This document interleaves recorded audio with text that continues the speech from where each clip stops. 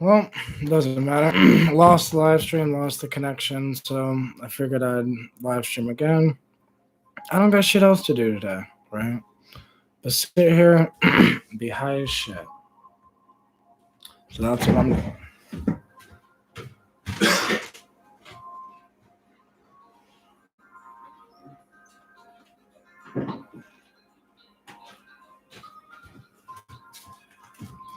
But yeah. um,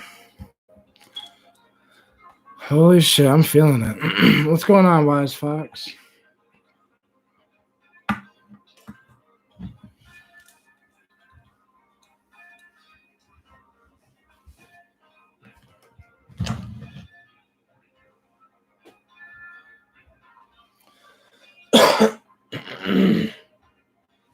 This live stream is going to be a little shorter because, like, I already live streamed for like 2 hours.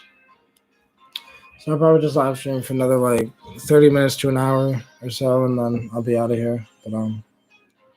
But fuck yeah, Geek Links, we back.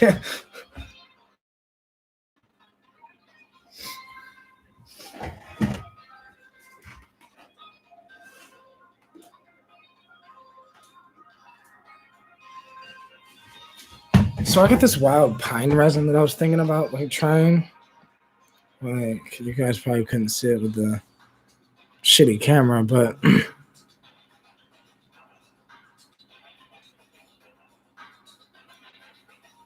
smells like pine.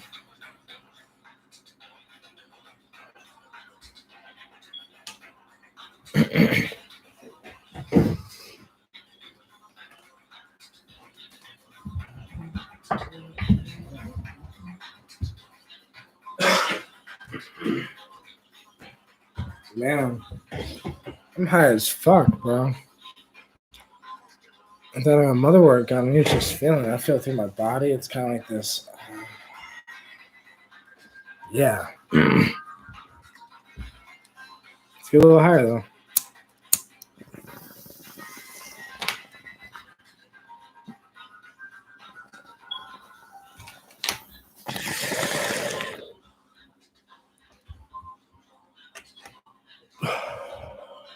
Kratom's dope, especially when you're on a high dose of kratom and you like feel it.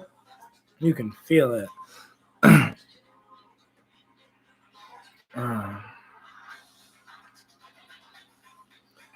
Ooh.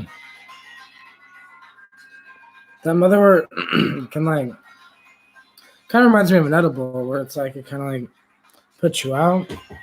Let me tell you.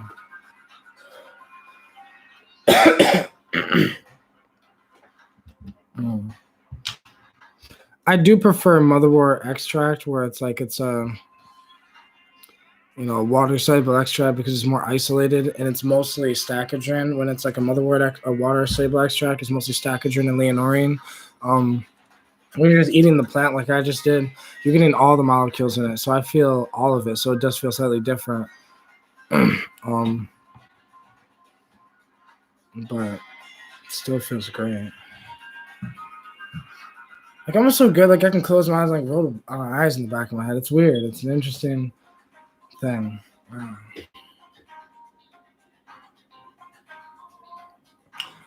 The Wise Fox says, I'm about to take some chlorophyll and meditate. Great combination. Chlorophyll, isn't that the molecule that's in plants that make them green, like the leaf?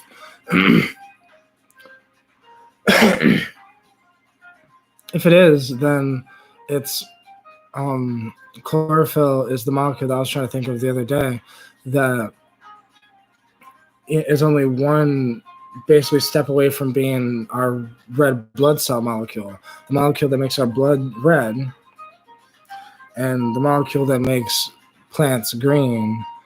It's plant's blood, but like literally, it literally is plant blood because the molecule is only one difference from the molecule that makes our blood red. So like, but I used to take chlorophyll from my plants. Like, so I grow wild daga and clip daga, and there's wild motherwort, and sometimes I would take the fresh clipped agave leaves that I would make. I would mix a little bit of water in my mortar and pestle, and then crush the fresh leaves in the mortar and pestle, and take it out, and it'd be this insanely green juice, and like. And I would just drink it. Now that would have a somewhat psychoactive effect as well, as you're getting a bunch of the chlorophyll, because you're getting all the other natural psychoactive molecules, but good molecules as well. But it's not as psychoactive as if you were to eat the plant, or as if you were to make a tea with it instead of doing it fresh like that. But you can do that with cal as well. And if you do it with cal, you're not going to get the drug effect, right? You can do it with cal or any leaf like that. It's like you can crush it up with a little bit of water and a mortar and pestle and mix it and basically have the blood of the plant, basically. But chlorophyll is really good for you.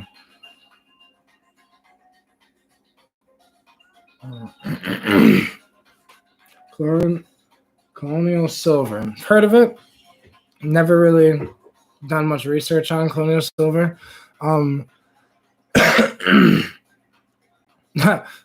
Oh, that's the thing that made them blue. The stuff, yeah, that made that. Yeah, okay, I know what you're talking about now. Yeah, never really done much research on it though. But I know, like, if you ingest ormus, monoatomic gold or monoatomic platinum, those things have beneficial effects on your third eye and your consciousness, right? But they're also powerful. They're minerals of the mind, and it's like. Silver is I think it's a kind of a dangerous one to ingest. I don't think it's healthy to ingest silver. But butterfly pea.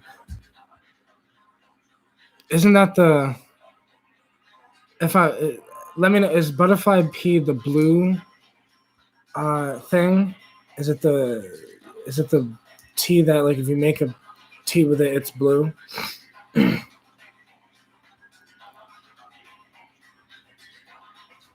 Because if it is,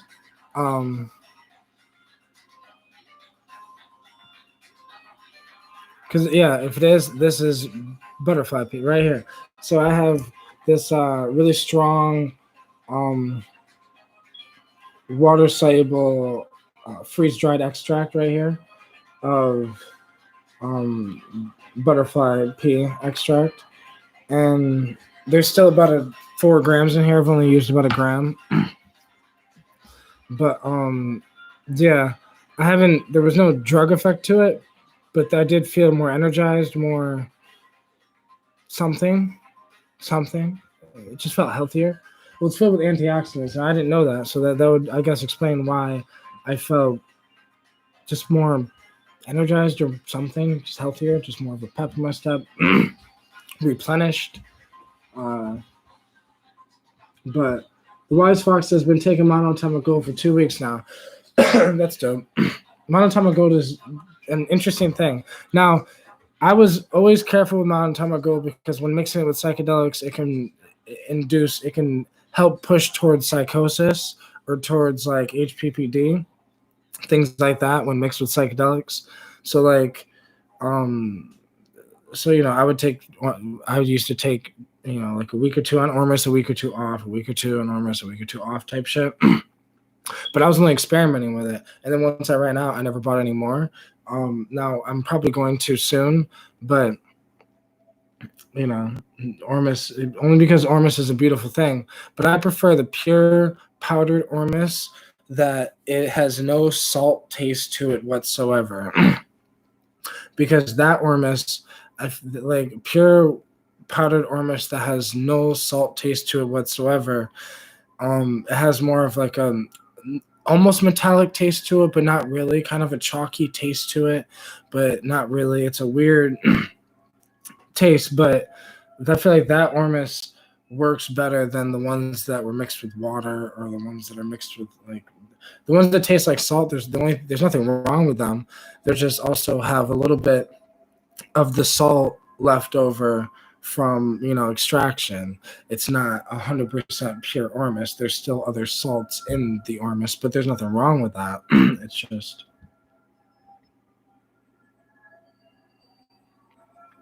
Gig links. I think I found a viable motherwort tincture on Amazon by Malibu Herbs. Could I get a second opinion on if someone looked it up?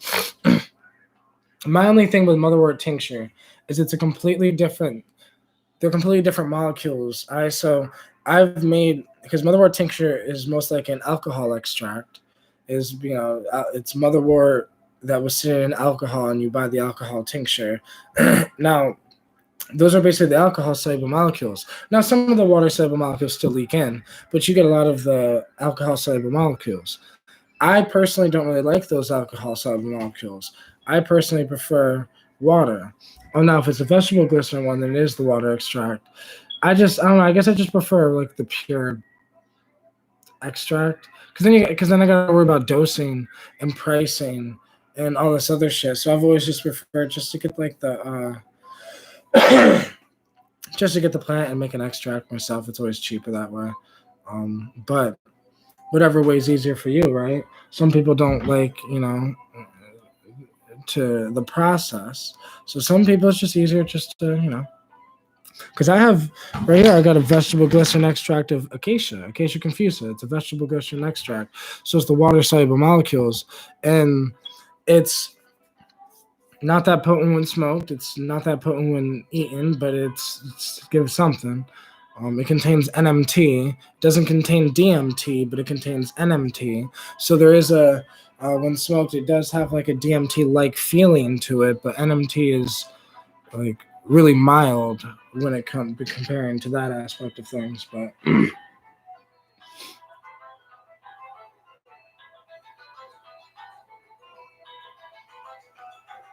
the universe, what are the effects?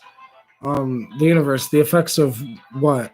The motherwort, the vegetable glycerin extract, the water soluble extract, the alcohol extract of motherwort, or the pea, or the butterfly pea, which is this extract, the butterfly pea. And this literally, I can show you guys. I don't know if it'll show on camera, but like,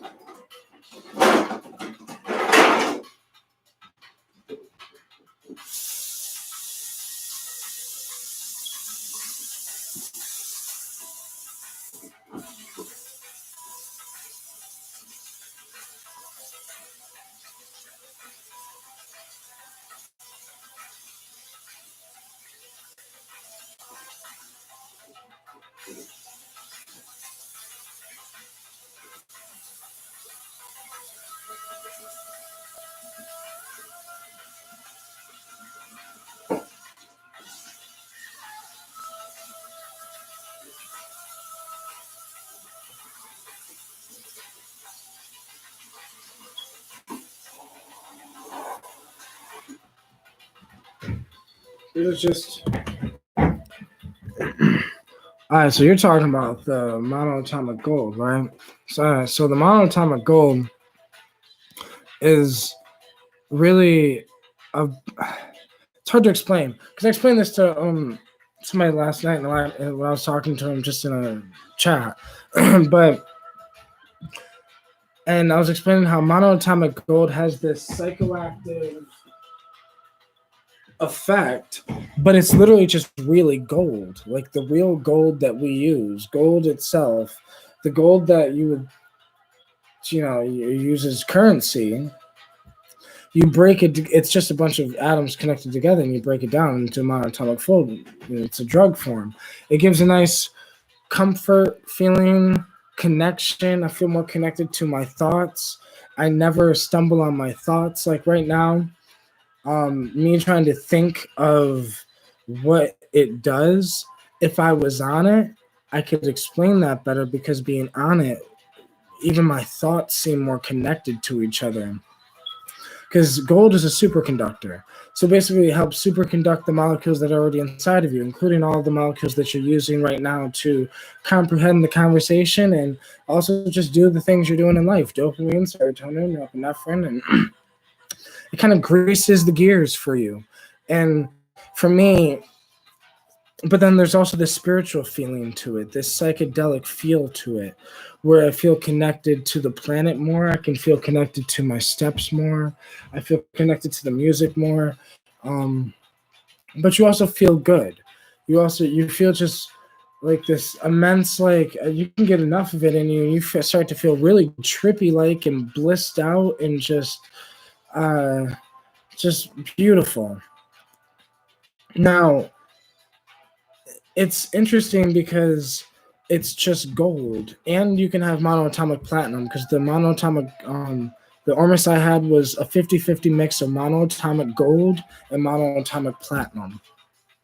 And I feel like that was my favorite one, so I prefer that one. But that was just some metals can be broken down into their monoatomic form and have this effect. Um, Other metals, like if you broke silver down into monatomic form, it's deadly. It can most likely kill you. Um, but monatomic gold, for some reason, monatomic platinum, for some reason, these are edible and also have a psychoactive and effect. But it's also a fifth state of matter. It's not monatomic gold isn't necessarily a solid or liquid or gas or any of this. It's a completely different type of thing when ingested in the body. It's just so crazy how it even exists. Maybe that's why we value gold, you know, but it's just so magical, but we've forgotten its magic. So, you know, I think over time of taking Ormus, you are more likely to start having visions, more likely to start having more lucid dreams, more likely to start having more spiritual things happening to you because you're starting to uh, dissolve the boundary between this dimension and the next. And that's what Ormus, I feel like, does. Like, it's a really interesting thing that it's gold and it's platinum. These two metals that we value so much in our society, but we don't realize that they also have a psychoactive effect that I feel like if a society was left with only using Ormus, as a psychoactive substance to wake up, like some societies use ayahuasca, some societies use, other different substances, but I think if you had Ormus alone, you could still wake up, because I feel like it has the ability to kind of push you more towards the real deal, you know, and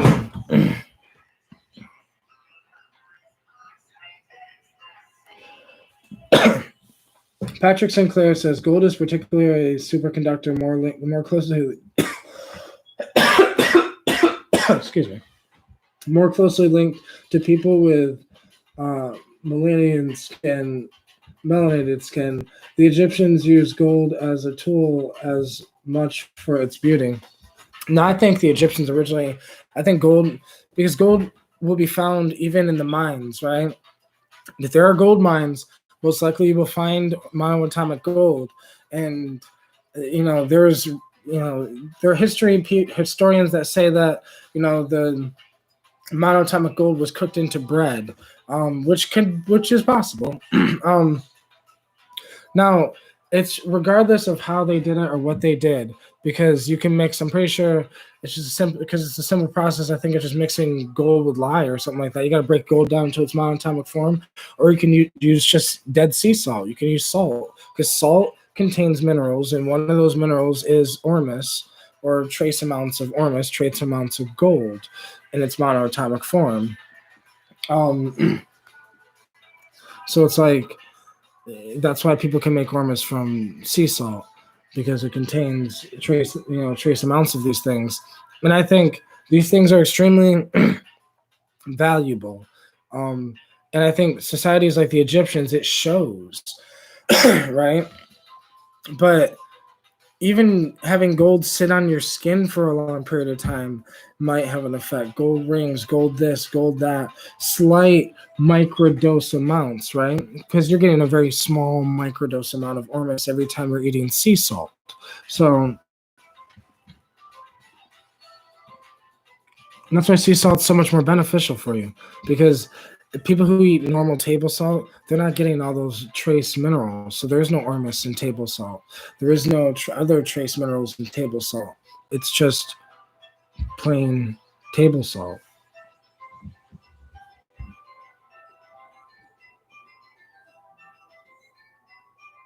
Resin, if you boil your gold in water and then drink it, it helps with a lot of things, such as helping a feeble pulse become strong. I think that might be able to be with ormus because there have been studies done on ormus that were kind of made illegal and studies done on ormus that were made secret. And, ormus has like a secretive history to it. That's why it's hard to find anything about it. But I joked about this with a DMT Infinity last night. And, I was talking to him and I was like, it's the one drug that they could never make illegal, right? It's, if everyone in our society started, using ormus on a daily basis, it's the one substance that our government could never make illegal if they tried because it's gold, it's platinum. These are metals that we use as money. So therefore they can never make it illegal. It'd be impossible. Patrick Sinclair. Example, gold were on the northernmost tips of the pyramids as energetic conductors. I agree. The pyramids were most likely energetic conductors, kind of like the Nikola coil, the Tesla coil that existed, that Nikola Tesla created, like similar technology.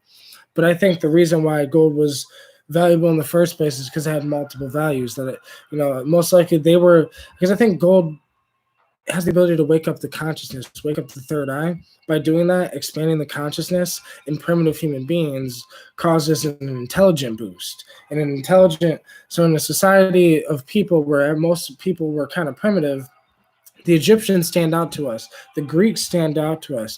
These people stand out to us because most likely they use the tools around them in their area to help them get intelligent faster, to help them expand their intelligence and consciousness in society faster.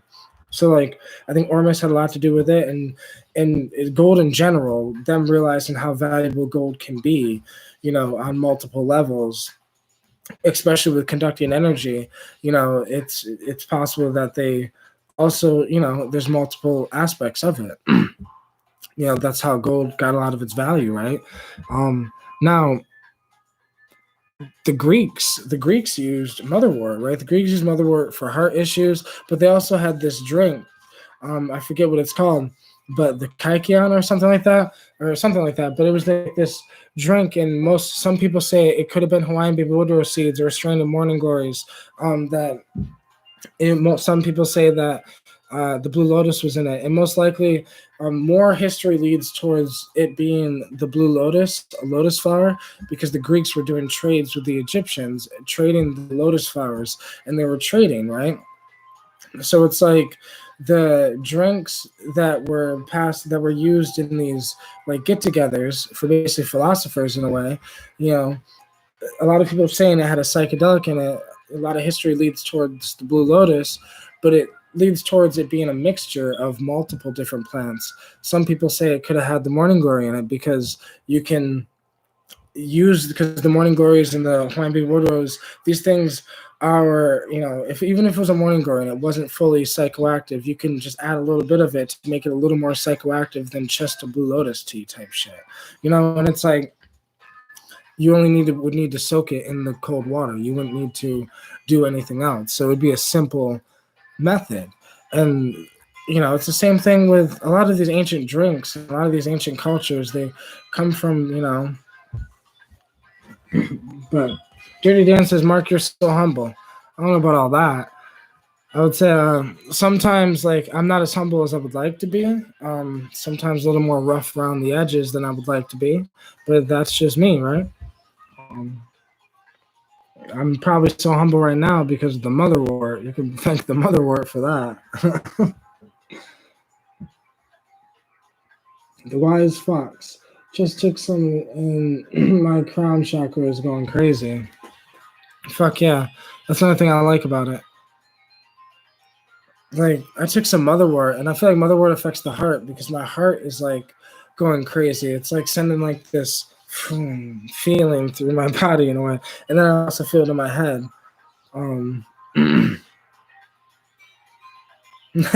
Right? Thank you, Motherwort.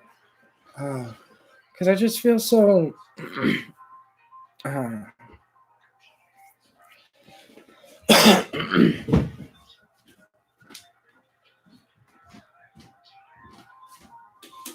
I'm gonna take this last bite of it.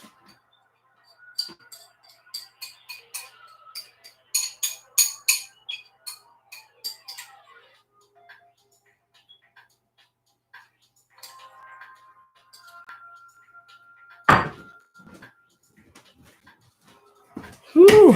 I'm gonna take this last bite of it. There's a little bit.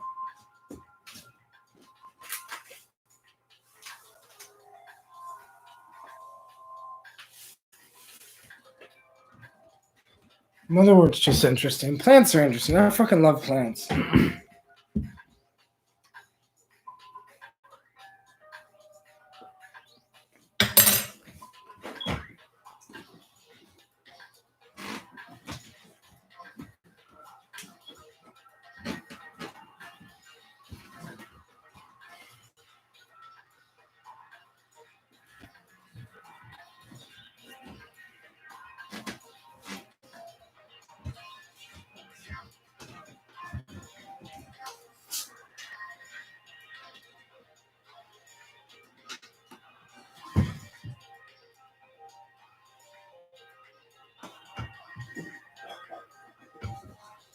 Ah.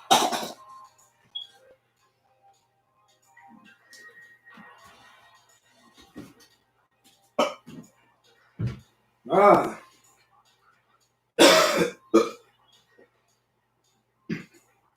Oh, man, that shit is horrible. Ah.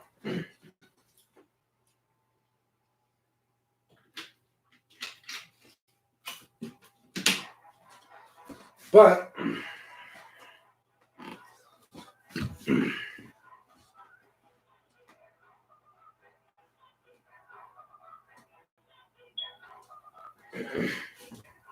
I'm really nicely herbed and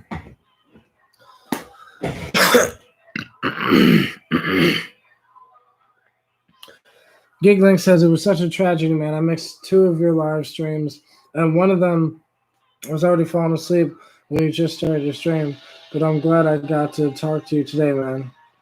He said, "Don't die on us, Mark." I figured I'd live stream earlier today, and I didn't have shit to do today. It was my only, I only have 2 days off today, and today is the only day off that I have free time.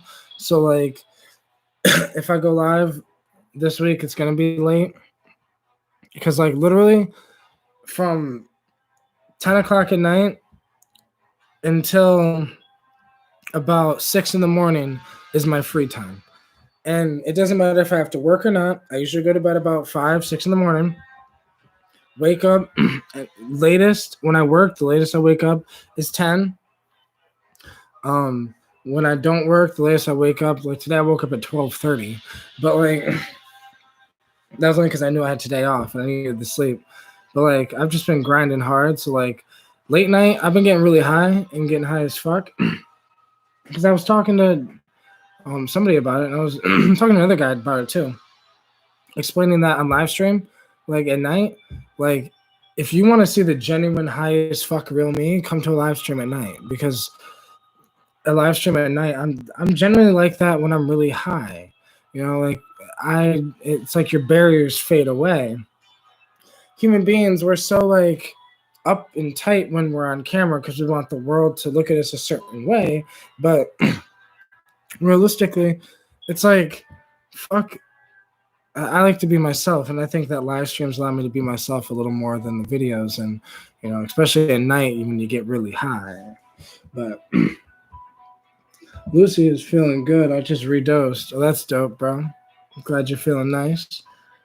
I'm feeling pretty nice. Motherworth's kind of comforting me, starting to hug me and shit, and I'm starting to feel all lovey and wavy and just vibey and shit. So yeah. Glad you're having hope you're having a good, vibed out experience. Gig Links, how many hours you getting at your job? Shit, this week I got 30 something hours, man. So it's like, it's dope. So they're starting to give me more hours. So 30 something hours will be like my normal thing. um, which is what I need, because then I won't have to work this job that much longer. Because honestly, I hate working. It kills my soul. It destroys my motherfucking soul to work a job. So it's like, I need to be able to be self-sustainable with my business and a few other ventures I'm trying to do. In order to do that, though, I have to suffer enough to build up enough money to try to get to that point. Um, like I said, I was getting donations here and there, and I'm trying to save up that as well. But that's nowhere near enough to do it just on donations alone. So I said, "Fuck it, I'm gonna get this job, and I'm gonna save up this way." And I'm just going to do it the hard grind type of fucking way, right? Because the hard grind type of fucking way is the way to go. Because like I've said before, I'm not getting no stimulus check, so I don't get any money from the government. So fuck the government. I'm not. So like I'm forced to be able to just do this on my own type shit. But it is what it is, and I think it'll make me more of a man by the end of the journey, anyways. And I think that I'll also be able to appreciate it by the end of the journey, anyways, because I'll be able to look at it as in, look how hard I pushed. And my thing is, I'm not worried about making it because I've already made it. I'm already happy. I'm good. Life is good even when it's not good. It's a mindset. But I just feel like we can. Patrick Sinclair says, fix the PayPal link. So I didn't do it then in this video. So in the last live stream, if you go to the last live stream, there's a Cash App. It's Real Mark Dreams. That's just my Cash App, Real Mark Dreams. Because I restarted this live stream, I didn't get to reset the thing, and I used to have a preset because the PayPal's fucked up. I had somebody hack my PayPal one time, a personal family member, and then rob me basically for $200. So I had to fucking close the goddamn PayPal. So I opened up a Cash App. But I'm trying to find other places to whatever. But I just think as human beings, I think that we have the ability to do this shit. And I've just come to the conclusion that if I save X amount of dollars a week from my job, that I'll be able to invest in the product I need to start my online business. Then if I continue the job and save X amount of dollars, whatever, I'll be able to invest in my other business venture I'm trying to do, which is a CBD business with my friend. Then there's another venture money to get there. That old saying, you got to spend money to make money, is so fucking real. It's insane. Like, it's absolutely insane. But it's just the way it is, though. And I think it just builds character. And, like, your dreams, if they were easy to get, they wouldn't really be that enjoyable, would they, right? If your dreams were so fucking easy to get, you would be like, it wouldn't even matter to even get the dream in the first place. Because you'd be like, oh, got that real quick. It was easy. Yeah, that was easy. Like, I like struggle. I like the struggle because the struggle, it makes you think, what the fuck are you going to do when the struggle happens? I remember watching somebody and they said, hard times reveal you. That, like, if you're home, like, if you hit rock bottom and you lose everything, you are homeless, you have nothing, right? That will define you as a man. It'll define you as a person. It'll define you whether you start to steal, whether you start to rob, whether you become, get a job like I did. Like, it really all depends on you,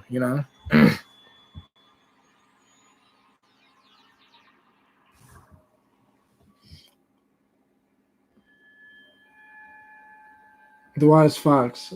Same. I have a date I'm planning to quit my job. I'm saving and have a side hustle in the meantime. Gig links. I wish I knew what I wanted to do in life, but it for sure is not working these shitty jobs. I kind of want to start a CBD/creative business, but I'm not sure how to do those type of things. Now, starting businesses. Now, I've originally how I started learning about businesses is the same way I started learning about psychedelics. Research. right? I started researching. I didn't know, but I know that I'm capable of knowing. Like if I don't know something, I know that I'm capable of knowing that something if I really want to know that something bad enough. So it's just knowing. I started listening to Gary Vee, started listening to Evan Carmichael, started listening to other business entrepreneurs. So I started getting into business more because I thought that, ooh, I love plants and herbs. I want to sell plants and herbs. I thought that was a great idea. It is a great idea, but I didn't realize how complicated that idea was. I didn't realize that that idea meant that I'm going to have to learn taxes and business and this and that and this and all this other shit. I had to build my own website. I have to take care of the finances. I have to take care of this. I have to take care of that because I don't have a team, because in the beginning, either you start by yourself or you start with a couple people, and regardless, that's all you got for the beginning. Until it starts getting bigger and bigger and you can start employing people. But I didn't know any of this until 2 years worth of hard research into business. And now here I am. So 3 years into research and business, now I feel comfortable starting a CBD business, but I have a partner for that because it's his idea and he wants to have an actual store. So I'm going to build the website. I'm going to help manage the finances for the store and the records and this and that. And he's going to help finance it as well. Now, having a partner is probably going to be easier. It's going to be easier to do the CBD thing than anything because I have a partner and he already has the CBD Connect. So he already has pounds and pounds of CBD weed. So it's like we're already started in a sense. And I still have my business license to sell herbs. So we're just going to do it under my business license. So it's technically going to be under my business. But just a branch off in a way.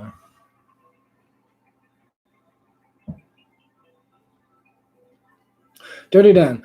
Mark, I'm heavily addicted to fake Percocet 30, and it's not like I'm stealing or doing major things, nor do I get withdrawals. I just keep buying them, and it went from popping them to smoking them. I hate to put myself out there like that, but I'm still young.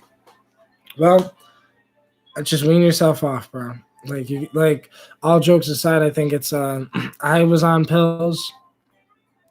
And I remember smoking Percocets. Like as crazy as that sounds to a lot of people, I remember like crushing a Percocet or a Vicodin and putting it in the blunt. Like it's not, and like whatever. But like, I think that, I think that just get yourself off that shit.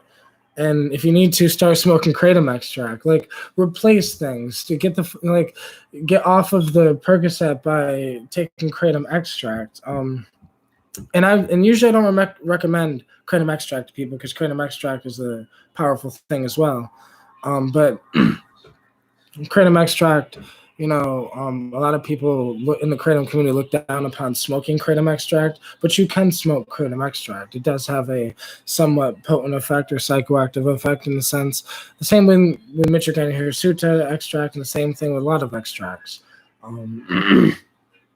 But I'll just say slowly get yourself off. One day at a time, remove a little bit, If you're not addicted to it, if you don't get withdrawal, then stop right now. Like, I've had 8 friends that I know that I went to high school with die from those fake Vikes and the fake Percocets and those fake Perk 30s. Let me tell you, those fake Perk 30s, I've had 8 friends of mine die that I went to high school with. So, like, they're no joke.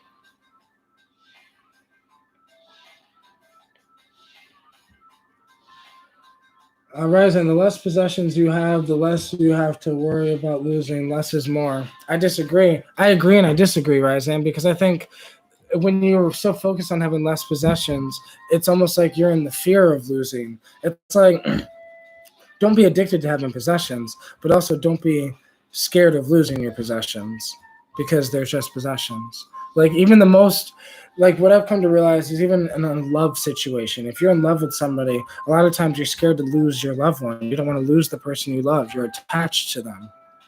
But don't be scared to lose the person you love. Don't be scared to be attached to the person you love. And don't be scared that one day they could walk out of your life tomorrow because it just is. You can be shattered in a heartbeat. Someone you love can die in a heartbeat. It's sad. It's fucked up. but it's the truth because it's life. And also what's life is there's nothing wrong with having possessions. There's a lot of people I know that are like, materialistic type of people. Nothing wrong with them, but I guarantee you those materials don't fulfill their soul. It might fulfill their ego, but it doesn't fulfill their soul. Dirty Dan, you're still young. He says, I'm turning 18 this month. Yeah, you're still young, man. I mean, I'm 26 now, but 18 is the first time I ever tried a psychedelic. So before that, the only thing I ever did was weed. Oh, and spice. So I tried spice when I was 17, but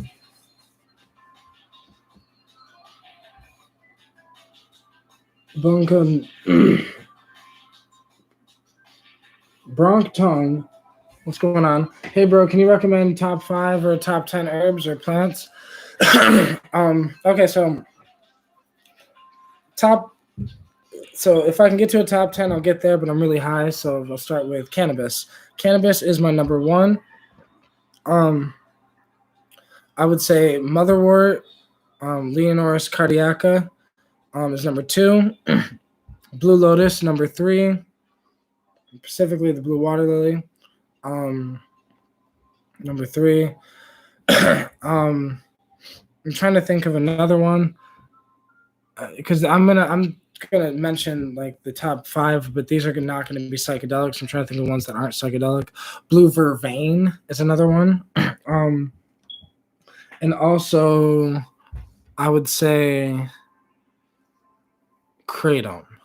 So kratom would be in my top 5. So that's my top 5. And the reason why kratom, now, if you asked me this a year ago, kratom would have been my top number 1.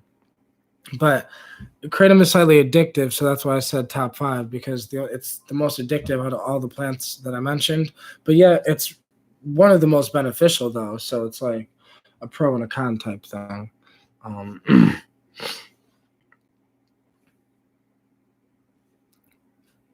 Bronc Tongue says, haha, beautiful. Thank you so much. I've been trying to find psychoactive / shamanic plants. I guess number 6 would be canna, Scledium titortium. I'm trying to think of another one.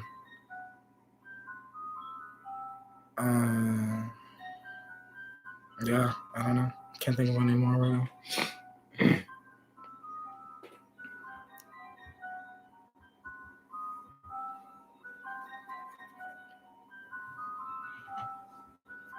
And then, of course, psychedelics, typically, like Hawaiian baby woodward seeds, mushrooms, DMT, ayahuasca,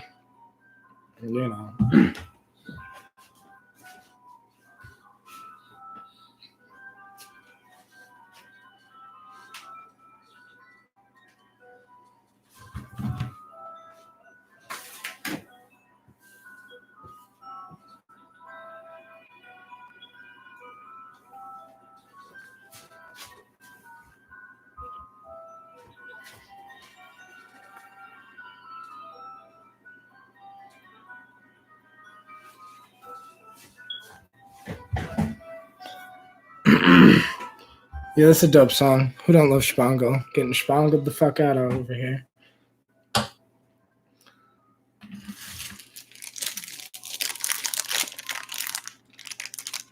This fucking wax is so beautiful, man. I tell you.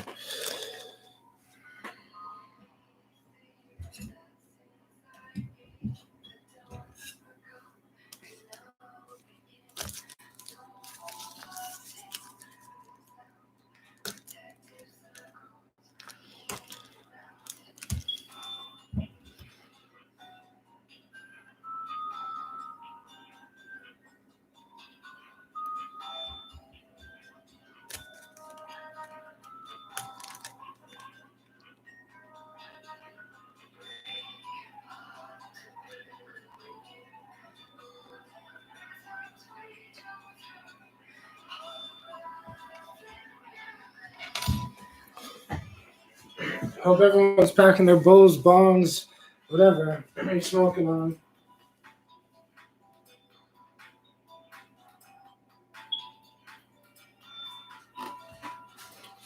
Packing mine up.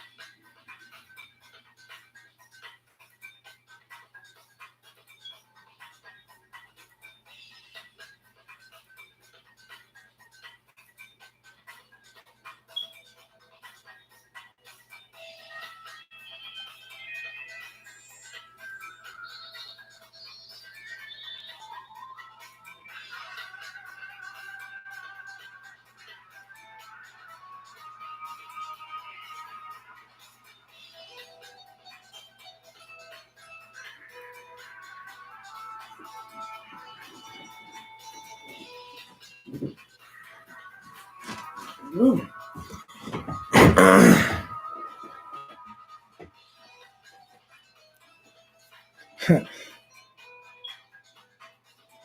Gig links. What do you think I should do to figure out what I want to do in life? As I have already expanded my consciousness to do more adult perspective, to a more adult perspective on things.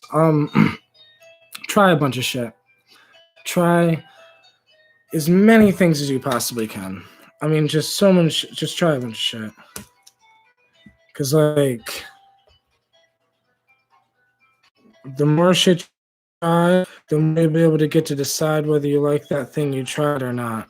You know, if you try something, you're like, yo, this is not as fun as I thought it was gonna be, then then not to do that thing.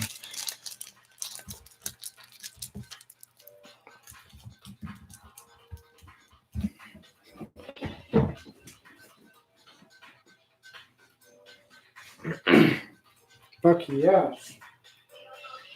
No, let's smoke. It's so weird that I took the motherwort, right? Because I feel so I still feel like but I feel slightly energized because there's something about the wild motherwort around here that has more energy to it than the motherwort I buy online. Whew.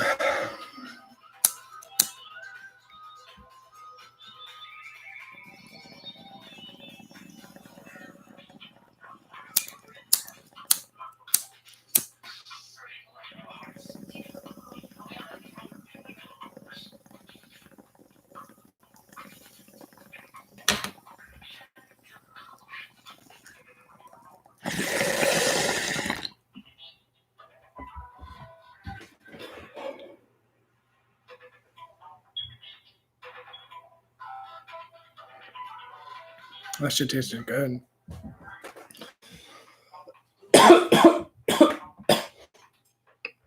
Ooh.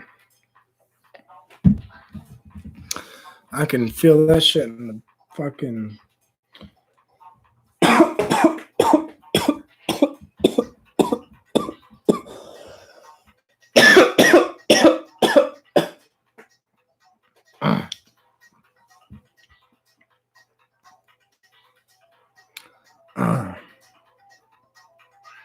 Bronc tongue. How about most intense experience? I'm gonna guess DMT. Yeah. DMT next to salvia. I could say salvia, smoked salvia was also as intense, also a little more scary because it wasn't beautiful. It was whatever, but DMT is the most intense experience I've ever had. Hell yes. Bronc tongue says, "Hey Mark, how do you induce a shamanic state? Plants, I take it you have some knowledge in this area." It's so interesting you said that because I was just thinking to myself, I wish I had my rain stick with me. Because at this dose of motherwort that I'm like kind of on, I can shake a rain stick. Because right now, if I close my eyes, I feel like if I sit here and meditate with my eyes closed, I could start to see things. Hard to explain. But when directed with music, dance, or some type of something, you can induce a shamanic state. So if I wasn't live streaming right now, if I had my rain stick with me, I don't have it with me, but I would turn some shamanic music on, something. Spangle works perfectly fine, honestly. And I would just shake the rain stick with my eyes closed and just shake it until I get into a state where I almost forget I'm shaking a rain stick, and you kind of just get into the zone. And eventually you just kind of become one with the music and you're shaking it with the music. And for me, that helps me have more visions with motherwort. And that was literally it's kind of like my motherwort ritual. And, I've also done it on one other person, and it works on one other person as well. That for some reason, when shaking the rain stick, like a shaker, sideways like a shaker, when you're on the peak of the motherwort, and a little bit of cannabis, because I'm always high, so it's like in cannabis. It's like this thing, but it has to be the high enough dose of motherwort. It has to be a high enough dose of the substance, and because I think with plants, it's all about dosage. It's you have to have the right dose. If you do not take the right dose, you're just the reason why it didn't work is it's a dose thing. But a lot of times people don't take the right dose because they're scared. Because that was my problem. Originally, I took low doses of the Blue Lotus, low doses of motherwort, low doses of this, low doses of that, because I was scared. I didn't know, are these things going to harm me? Can these things hurt? I don't know what it's going to do. There was all these questions. Once I got educated on the molecule and what it's going to do, it was then when I realized, no, it's okay. It's safe. I'll be okay. Right? Because, like, it's just, because motherwort honestly takes about an hour and a half to fully kick in. And, like, it's only starting to fully kick in for me right about now, where I'm starting to really feel it. Like, but, like, right now would be about the time we'd start to shake the rain stick, you know? But you do that with, I feel like all plants require just the right dose and then the right set and setting, meaning usually alone or in a room full of people that are doing the same thing. And you are sitting there shaking the rain stick or doing something, meditating, sitting there, being with the plant, playing a frequency, being with it, putting a blindfold on. I usually use a blindfold if I'm trying to do internal visions. And if not, I just dim the lights a little bit, you know. But that's kind of what I do every time you know. Yeah. Geeklink says, Mark's geeking. Bro, I am feeling it. This fucking, all that motherwort I took, like, I underestimated it because I kept just eating it, and I should have let it sit for a little while because now I'm like, oh, shit. This fucking, I had the first spoonful I took didn't even fully kick in yet. So the the rest of it that I took didn't obviously fully kick in, and whew. I'm also high as shit from the weed. Motherwort would be kicking your ass in a different way.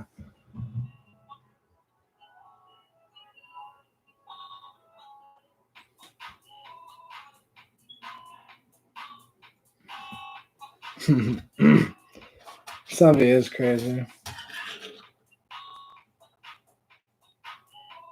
Bro, Tug says, so it's a rhythmic induced state? Kinda. I mean, there's multiple ways to get into that state, but I feel like it's having the ability to get your mind in that elevated state. So it could, for me personally, it's using the shaker stick with the motherwort and plants like that. But for other plants require different ways to get there. So like other plants might require me just to sit there with a blindfold and accept it and not fight it and not be distracted. You know, no music. You know, you turn the music off and it's like silent darkness type shit, silent with a blindfold on. And then you sit with the plant, and that can induce a shamanic state because you're forced to just be with the plant. And that's if it's a closed eye thing. If it's an open eye thing, you know, if you want to get in a shamanic state, a lot of times it is somewhat dance, even just mescaline. I mean, even if you're just walking through the woods on LSD, like you can walk through the woods on some LSD and it's like, just get up and fucking start dancing, play some music and dance. You will get into a fucking shamanic state if everyone just does it and start fucking feeling and vibing and becoming and just feel. Right, you'll get into that shamanic state in that way, but humans are so shy to do that we don't do that. And like as I said, in the woods, because where I'm at in my area, you know, I got hills and all around me and shit, and the river, and you know, there's places I can go where I could trip and I could scream at the top of my lungs, nobody would hear me, so I could just howl and scream while I'm tripping and just do what I want and still be fine. But a lot of times I'm a little more of a seclusive guy because a lot of the psychedelics I like are more closed eye visuals. Like right now, like I can close my eyes and I can meditate and it would probably become visual because of the motherwort. And I don't know why. Like, I don't know why. Like, because motherwort, the only thing I can accumulate to is that motherwort has a molecule in it that's similarly shaped to muscimol, which is the same molecule that's in the red mushroom with the white dots on it, Amanita muscaria. So Amanita muscaria contains muscovol, motherwort contains stachydrin. They both have a similar shape to them, base structure, kind of like DMT and psilocybin have a similar base structure to them. So I don't know if that's why. I don't know if it's a completely different molecule in the motherwort. I don't know what it is, but it's something.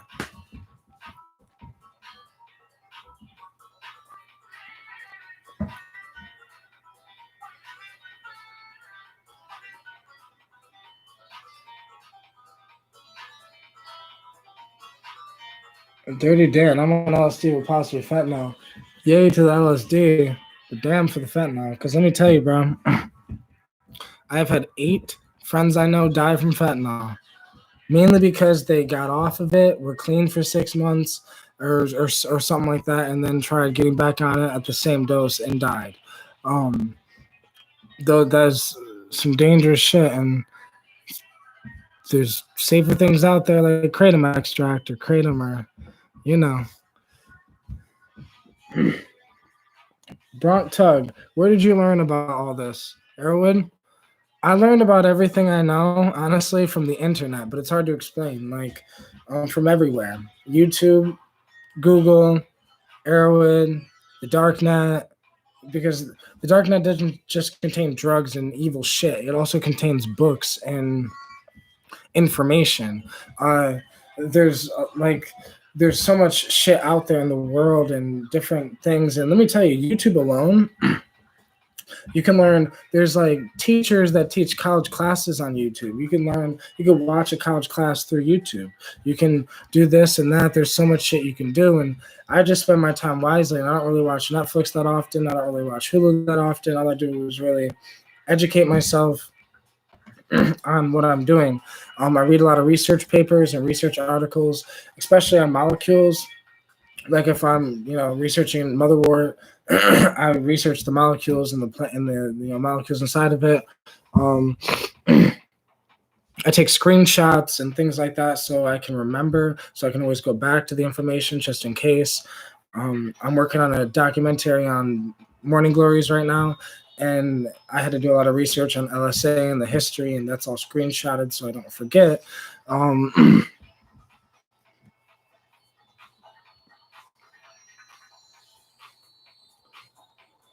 Giggling says, yo, gotta eat, be right back. All right, bro. Bronk Tug, I bet you've heard of McKenna, right? Terrence McKenna is how I got into psychedelics in the first place. When I was 18, I tried salvia. Salvia scared me away. When I was 20 years old, I heard Terrence McKenna talk about DMT, and I decided to listen. And eventually, I found DMT, and I did DMT, and it changed my life. Now, years later, DMT, done it hundreds of times, and it still changes my life every day. It still amazes me. I still don't know shit about it. It's so crazy. It's so insane that you could do it so many times and still know nothing about it. It's the most mysterious thing to ever exist on this planet. But without Terrence McKenna, no one else could have convinced me to do it besides Terrence McKenna. Like, let me tell you. So, so yeah. There's times I used to listen to Terrence for 5 hours straight, just trying to understand him and get to know him. And, I've listened to his audiobooks, and I've, listened to like almost all of his lectures. And there's like a few I still haven't heard, but like overall over the past few years, like I'm a really, people have called me, I've been called a McKenna head. When people are like, you're a McKenna head. And I'm like, I wouldn't say I'm a McKenna head. I would just say that, I learned a lot from Terrence McKenna.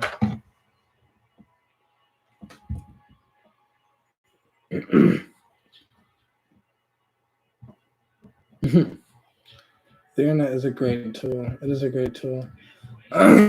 Bronk Tug, yo, you should do a blog of interesting papers and other resources you find online. I feel like I would if I had a team. Like, there's so many things I want to do. I have so many ideas I want to do. But in order to do it, it's going to require a team of people. It's going to require a little more help because I'm already trying to write a book. Well, I'm writing 2 books. But I'm writing 2 books. I'm making music. I'm working on videos, and I'm working on chopping these live streams up into things for Instagram and things like that, and other social media. I'm working on making memes, or what I would say quotes, I guess, and there's so many things I'm trying to do, and it's like, it's just me. So I'm just trying to do all this shit on the fly, and just, I figure, I got this corn, but I also got my job, and I'm also a dad, but I'm also, it's just life. So I'm getting there, though. I'm gonna get there. Skylar Cook says, "Yo, I'll help." Bro, if you're serious about that, message me on Instagram, MarkDreams25, and we can definitely talk.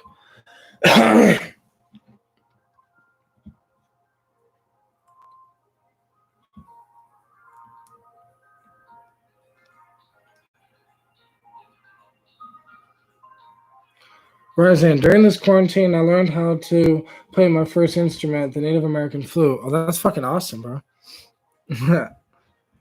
See, this quarantine allows people to just, you have time to, Skylar Cook's Dirty Dan, and it seems to attend all content. Patrick Sinclair, does it matter what type of motherwort you use? There's Leonoris cardiaca and Leonoris artemisia. Yeah, it does. Leonoris cardiaca is the one I use. It contains more stachydrin. I don't think stachydrin is found in Leonoris artemisia.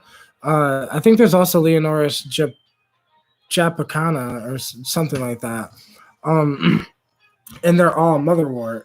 Now, Leonoris cardiaca, I think, is the one that has the highest amount of stachydrin in it, and it seems to have whatever. Now, I think the other Leonorises might still work, though, but just Leonoris cardiaca is just different out of all of them. Because Leonoris leonotis is wild daga, and then Leonoris neptifolia is clip daga. And they're all the Leonoris family. They all contain slight amounts of leonorine, but leonorine is only psychoactive at higher doses, so it's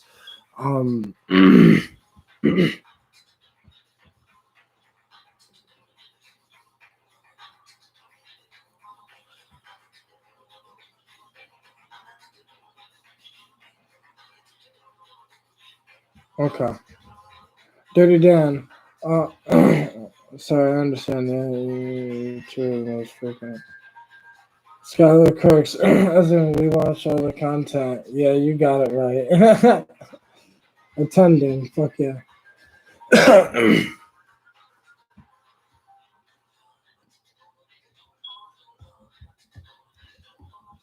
Bro, I'm high as shit. Motherwort got me, right?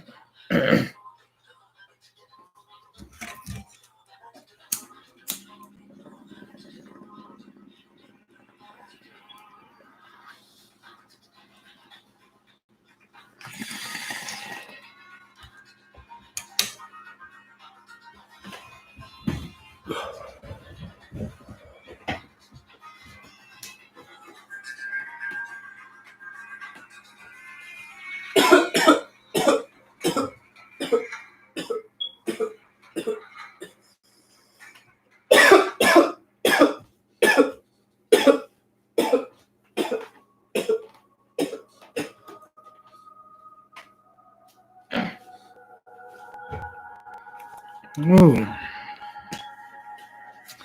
Anybody got any questions? Because it's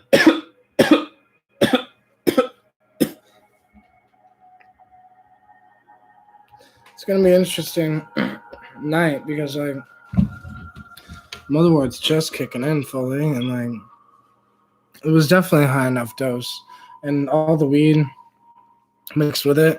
And what's interesting about motherwort, some people might not like this, but some people will, is it takes away the anxiety from weed, because I've been smoking wax and nothing basically but wax and weed. High doses of weed can give this anxious feeling. Right now, I could smoke and smoke and smoke, and I wouldn't have that anxious feeling at all. I just feel this nice comfort feeling from the motherwort, but you got this really high feeling from the weed, but also this high feeling around in my face and like forehead from and like nose from like the motherwort. Motherwort gives like this I don't know, vibrating feeling right there. I feel right now, but it's just to me so interesting how it's. I don't really like it as much as I would have if I would have brewed it in a tea for 4 hours. I didn't have 4 hours to wait, and one, I didn't have enough motherwort. So I figured the best way to utilize it was just to eat the leaves. And yeah, that was the best way to utilize it.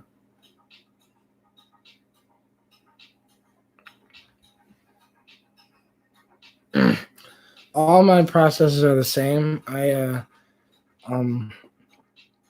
do a long, slow brew for 4 to like 8 hours.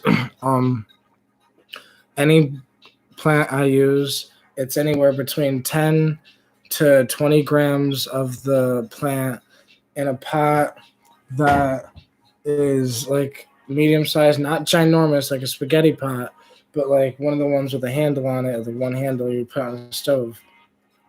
And you fill that with water and you put the plant in there and you brew that for, 4 to 8 hours with the top on it. And then from there, you take ounces of it. You measure it out.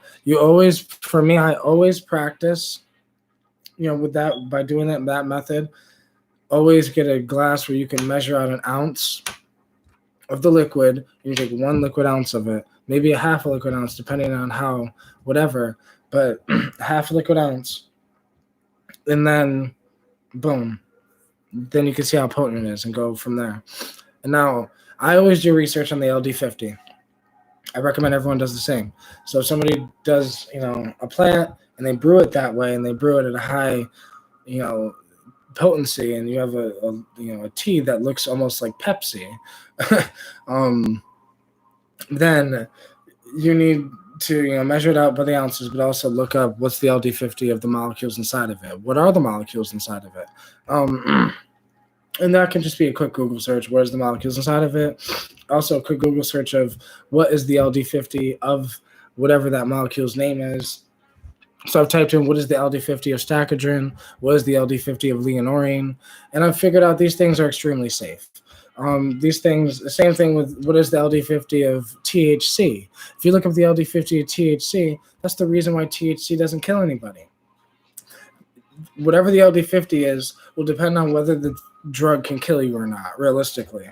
Now, that doesn't mean that you can't have other side effects that the drug can have, or somebody can be allergic to something, but I think that it's all about just getting educated, because Blue Lotus, Motherwort, Wild Daga, Clip Daga, Blue Vervain, all of these are safe, to do exactly what I just said to. These are things that I have done personally, and, that's how I do it with all of them. I have tried the alcohol extracts, but now the alcohol extracts for all of them, I smoke. And it's ballsy, and I do not recommend that, because I tried that with Blue Vervain, and it was a really fucking weird experience, let me tell you. I made a Blue Vervain alcohol extract, and I evaporated the alcohol away, and I ended up smoking it, and it smelled like perfume. So it was weird to smoke, but it smelled like perfume. So I was thinking, man, I could probably make this, mix it with a few other things, and make a fucking perfume with it. But like, besides that, I was also thinking, okay, what does it do? So I smoked it, and I immediately was like, kind of out, but not out. This weird feeling, trippy, but this weird rush, and it lasted a while, and it was just weird. It was a weird feeling. It was just weird, kind of shamanic, but uncomfortable, but not. It was just weird. Now I did that with Lotus, and now I've noticed with Lotus, you can take just the flower petals of Lotus and make an alcohol extract and smoke it, and it's different than if you took the stamens of the Lotus extract and smoked it. Now, and that's what I know because I don't ingest alcohol whatsoever. So when I have a tincture, I will evaporate the alcohol away and just you either eat that or smoke it. But I like to smoke it for some weird reason. I don't know because I guess I just don't ever have enough of it to eat. Because I know when you eat a substance, in order for it to work, you need a lot more than if you were to smoke a substance. But smoking is always more powerful. It's just I've always ran into the question of are any of these substances addictive, and would I ever get myself addicted to something, smoking things and making extracts, and are they dangerous and do they cause DNA damage and all this other shit? So that's what kind of got me into research was the fact that I was just experimenting with so many different extracts that I'm like, well, I should know what the fuck I'm doing. So I started researching what I'm doing, and now the plants I use are the plants that are the safest. There's a couple plants that I like that I don't use that often because they're not really that safe. But yeah.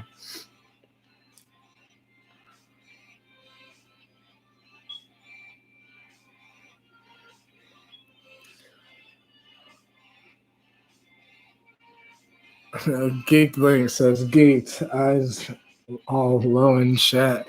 It's the weed, it's the motherwort, it's the shatter. Because I feel so. It's almost like a. I don't know. I can't explain it. Motherwort has its own thing. I feel like cannabis has its own thing. These plants have their own thing to them, and like, yeah.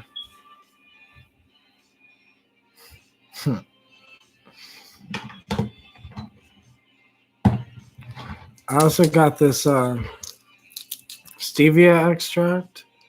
It's really sweet to the taste, but stevia is a plant. Surprisingly, it contains drug molecules, I guess you can call it, and they're pretty potent drug molecules. When I smoke the extract, it's pretty potent high, but that one's dangerous. It can fuck with your kidneys and cause kidney damage and shit like that. And so like, I don't really like to use it that often, and I probably won't ever buy it again after I'm out of it. But it's just interesting to me that the things that we use in our kitchens can be turned into drugs. Now you can't smoke stevia, the thing you would see in your kitchen.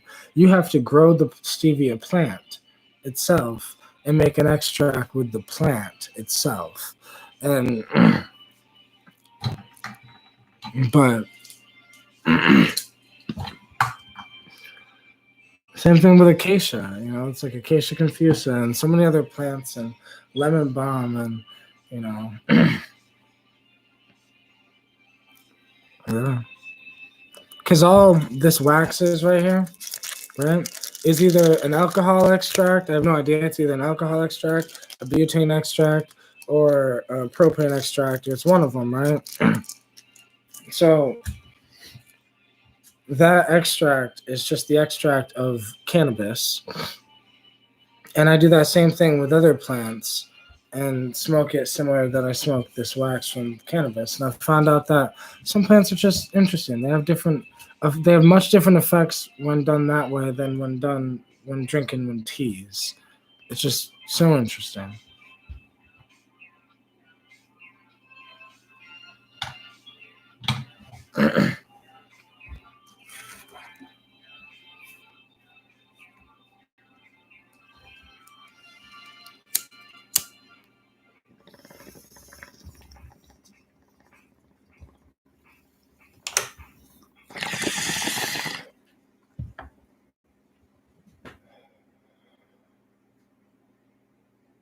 Oh, yeah.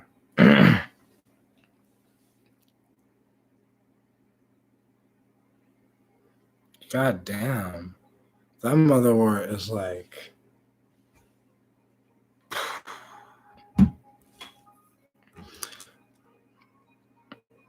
I think it's the synergy as well. I think synergy is an interesting thing.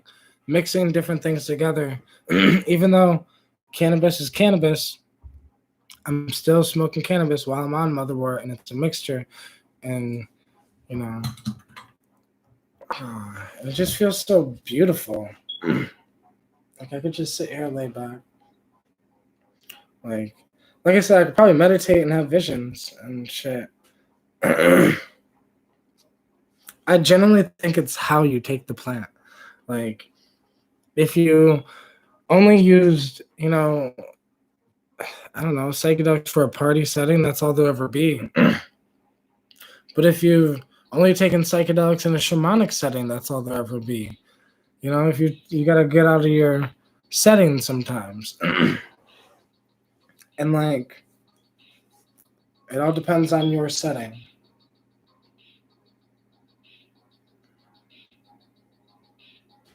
Fucking DMT Infinity. I was talking to DMT Infinity, and he's the one that said something like that. He was like, the most important thing is something about your setting. Your setting.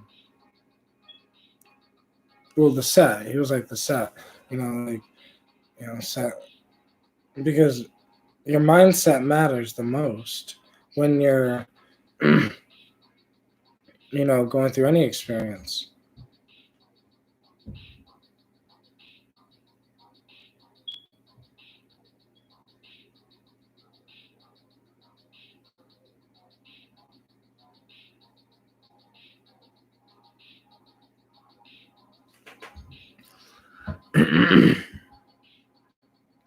Skylar Crooks, you're such a liable and good and informed and shamanic nice guy. You just seem so nice and outgoing. Yeah, but I mean, I got a bad side. I mean, everyone has a bad side, right? I just think, I just always let the good side win. The good side it's always got to be a 51 to 49. The 51% has to be the light over the dark at all times, But I've just learned a lot, gone through a lot of bullshit, sadness, destruction, pain, beautifulness, and I'm young, right? But I've gone through so much in such a short amount of time that, it's just who I am, and it's like,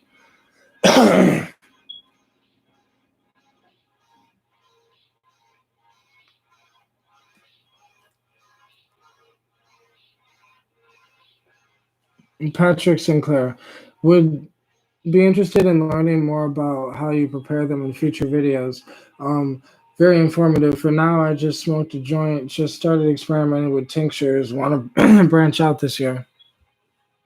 I think, yeah, I'm definitely going to, I don't know if you were here earlier, but I'm definitely in the last live stream, but I'm definitely going to do, videos where I'm showing how I make these brews and make these things, because it'll be so much easier to show instead of explain with words. But I think that, the brews and the teas and the extracts are a great way to get into this shit, because making water extracts is so much, it's simpler than making like chemical extracts, and chemical extracts are borderline illegal anyways, but making a water extract is completely legal. It's completely legal to make, because you're basically making instant tea in a nutshell. But but or you can buy a distiller and make essential oils, and there's different things you can do. And it's so much better when you've made your own product and you've taken your own product, because, when you're buying extracts, it's great, they work, but making your own there's just something about it.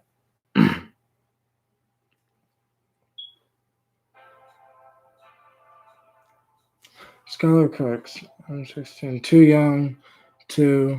I was on quite a few live streams, and when was just me and you, I told you something about myself, and we messaged on Instagram. Oh shit. I remember. Okay. Scholar Crooks says, I haven't done teas, for example, mushroom tea never appealed to me. I just ate mushrooms. Uh, Making your own anything is better. Damn, bro, you're young. Because, like, when I was that age, I wasn't thinking about anything like that. I was like some wannabe thug type of gangster, only smoking weed and making music, and that's it. Like,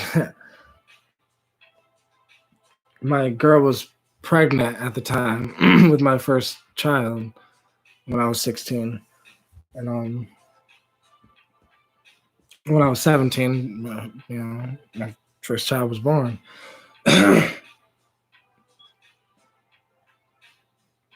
But I think a good thing to start when you're young is with herbs, with plants. Like my friend was telling me that's how we should start with our children, is we start with herbs. We start with simple things like making, maybe like a pine tree tea, or making like just little simple herbal things, dandelion tea or this or that, or because you slowly get them into it, right? Get them used to, being connected to the plants. Because I take these things shamanically, so I'm like a shamanic type of person.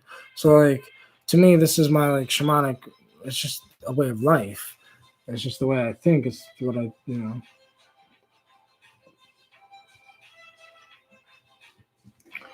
Bronx Turks, I'll message you on Instagram tomorrow about what you mentioned tomorrow when I get up. Okay. Ryzan, anybody want to create a group chat where we can exchange information about various plants, psychedelics, and just talk in general? That'd be dope. Skylar Crook says, I was when I first got into it, but I got shut down by some major no lives and decided it wasn't for me. Skylar Crook says, I did have a good year of selling tuning bags at my school. I guess do what you do, bro. Do your thing. Because, like, shit. If I could have when I was young, I guess I would have, right? But then I can't say that's good, but it's not horrible. There's horrible drugs out there you could be doing, and don't do those shits. Like a lot of people are shocked when I tell them, like, I've never done cocaine, I've never done meth, I've never done any stimulant, at least, I can say that. I did dabble with opioids, but I'm luckily away from all opioids at this moment in time, including kratom. Like, I don't use kratom right now or anything, just weed, and I just did motherwort, but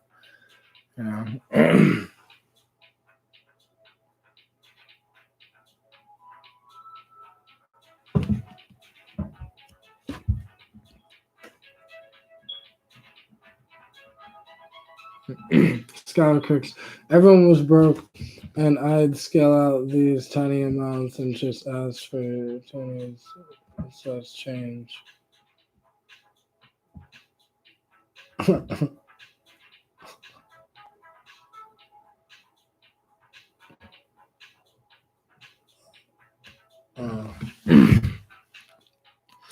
See, right now, like, I was dead broke until, like, I'm trying to get back on my feet, but I'll get there. It's one step at a time.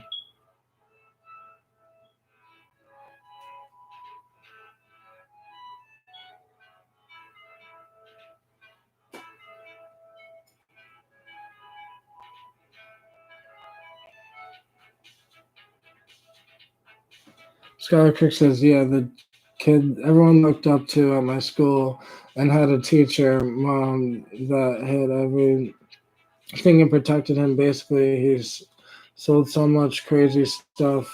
Long story short, he was on Xans and fake pills young. He's on volume taper to this day just to live from the Xans.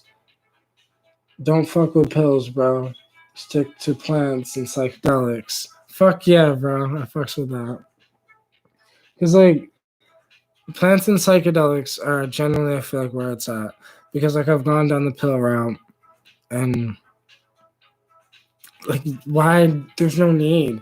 You can make I can show, that's the thing though, the knowledge is dangerous, but like I've generally can show people how to make extracts strong enough to compare to drugs. Like strong enough where if you took them, you could compare it to a drug because you'd be like, it was strong enough to keep up with some of the major drugs out there. But that knowledge is dangerous, especially when you figure out mixtures, that if you mix certain drugs to certain extracts together, plant extracts together, it becomes a different thing, and it can become a much more powerful thing. But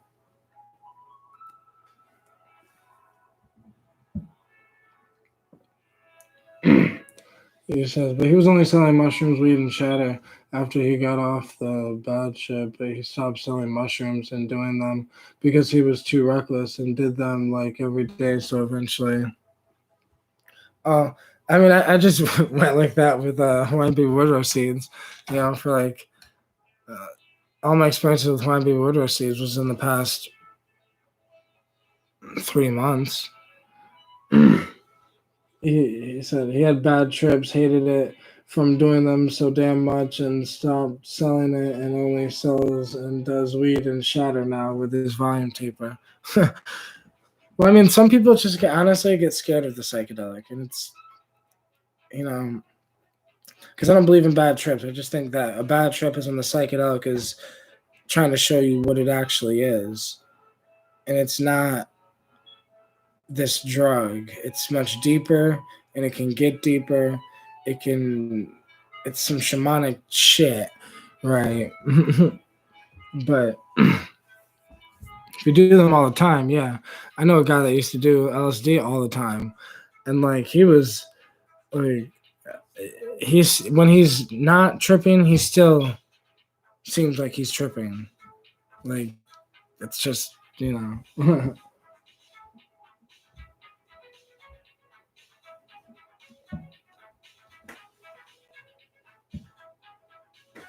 but he was really educated on psychedelics though. But he was fine with it. He's just living his life. But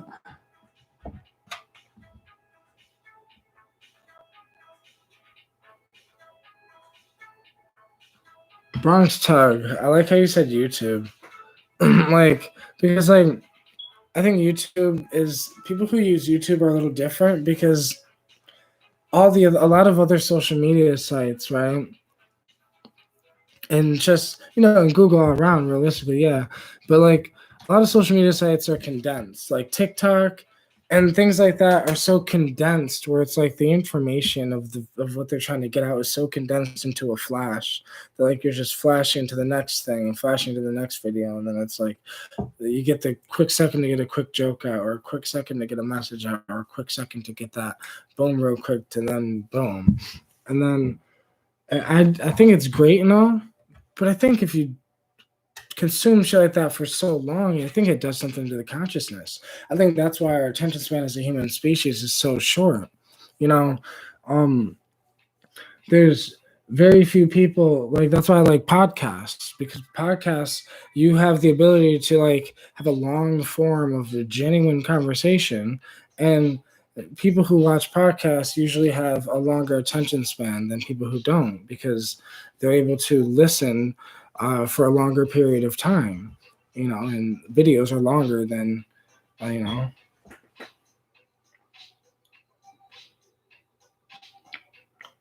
exactly.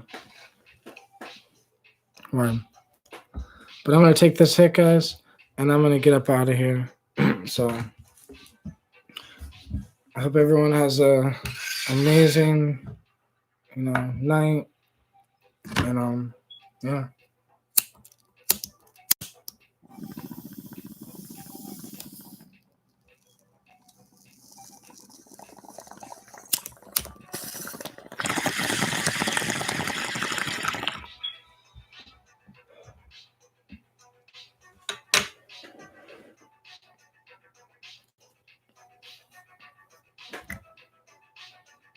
Fuck yeah.